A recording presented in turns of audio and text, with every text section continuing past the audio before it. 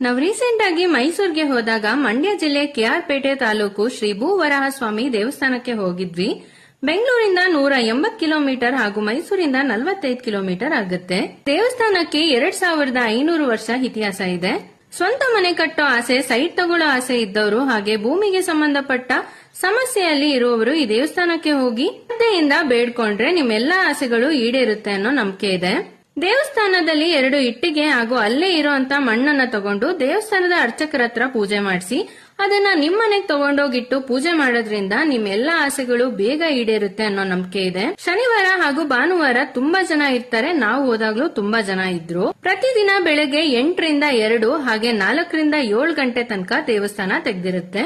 ದಿನ ದೇವಸ್ಥಾನದಲ್ಲಿ ಊಟದ ವ್ಯವಸ್ಥೆ ಇರುತ್ತೆ. ದೇವಸ್ಥಾನದ ಪಕ್ಕ ಇರೋಂತ ಕಲ್ಲುಗಳಿಂದ ಮನೆ ಕೂಡ ಕಟ್ತಾ ಇದ್ರು. ಅದರಿಂದನೂ ನಮ್ಮೆಲ್ಲ ಆಸೆ ಬೇಗ ಈಡೇರುತ್ತೆ ಅಂತ ಜನ ನಂಬ್ತಾರೆ. ವಿಷ್ಣುವಿನ 3ನೇ ಅವತಾರವಾದ ವರಾಹಸ್ವಾಮಿ